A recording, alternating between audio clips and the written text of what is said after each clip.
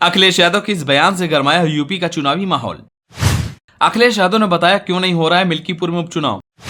अखिलेश ने मीडिया के सामने दिया विस्फोटक बयान। यूपी में उपचुनाव क्यों टलवाना चाहती है बीजेपी। अयोध्या चुनाव को लेकर अखिलेश यादव ने किया बड़ा दावा। चलिए आपको बताते हैं। उत्तर प्रदेश की 10 विधानसभा सीटों में से 9 सीट पर होने वाले उपचुनाव की चुनाव आयोग ने घोषणा कर दी है। अदालत में मामला लंबित होने के कारण अयोध्या जिले की मिल्कीपुर सीट पर मतदान का ऐलान नहीं हुआ है। इसके पीछे का कारण पूर्व विधायक गोरखनाथ बाबा की याचिका है, जो अवधेश प्रसाद मिल्कीपुर के पूर्व विधायक अब सांसद के चुनाव के खिलाफ हाई कोर्ट में दाखिल की गई थी। अब गोरखनाथ बाबा ने अपनी याचिका वापस लेने का फैसला लिया है। इस मामले पर अब सपा चीफ अखिलेश यादव का बड़ा बयान सामने आया है। सपा मुखिया अखिलेश यादव ने बीजेपी पर निशाना साधते हुए कहा कि जो जंग में आने से पहले ही हार गए, वो अपनी बदनामी बचाने के लिए कोर्ट का चक्कर लगा रहे हैं। अखिलेश यादव ने कहा कि बीजेपी ने अयोध्या के मिल्कीपुर में अपना इंटरनल सर्वे कराया था, जिसमें उनकी हार हो रही थी। इसलिए उन्होंने पहले सभी पिछड़े और दलित बीएलओ को हटाया, उसके बाद फिर इंटरनल सर्वे कराया। अखिलेश ने आगे कहा कि मुख्यमंत्री ने खुद प्रशासन के लोगों को बुलाकर पूछा, इंटेलिजेंस रिपोर्ट ली। जब पता लग गया कि इनका खेल खेलने के बाद ही चुनाव हार रहे हैं, तो उन्होंने चुनाव टाल दिया। अखिलेश यादव ने कहा कि अगर 2 दिनों के अंदर ये लोग कोर्ट से याचिका वापस नहीं ले पाते, फिर मिल्कीपुर में इस बार चुनाव नहीं होगा। अखिलेश यादव ने आगे कहा कि हमारी भी अपील है कि 2 दिन के अंदर कोर्ट रीट वापस ले ले।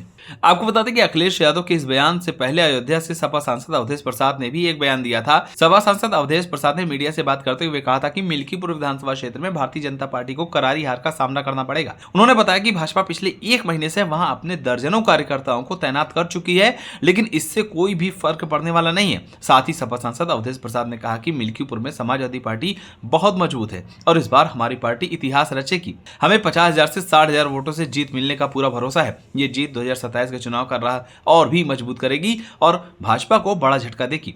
सपा का यह बयान उपचुनाव में पार्टी की तैयारी और आत्मविश्वास को दिखा रहा है। लोकसभा चुनाव में जीत के बाद सपा इस विधानसभा पर जीत के लिए पूरी तरह से आश्वस्त है। समाजवादी पार्टी के इस बयानों से साफ है कि पार्टी बीजेपी के खिलाफ मोर्चा खोलने की तैयारी में है। उपचुनाव में मिल्कीपुर की जीत सपा के लिए काफी जरूरी होगा। इस सीट पर अवधेश के साथ साथ अखिलेश की भी साख दांव पर लगी है। ये सीट जीतना पार्टी के लिए एक बड़ी राजनीतिक सफलता हो सकती है। वहीं अयोध्या की मिल्कीपुर सीट की बात करें तो यह सीट समाजवादी पार्टी ने 2022 में जीती थी। हालांकि अखिलेश यादव ने उन्हें 2024 के लोकसभा चुनाव में फैजाबाद से प्रत्याशी बनाया और उन्होंने जीत भी हासिल की। सांसद चुने जाने के बाद अवधेश प्रसाद ने मिल्कीपुर से विधायक के पद से इस्तीफा दे दिया था।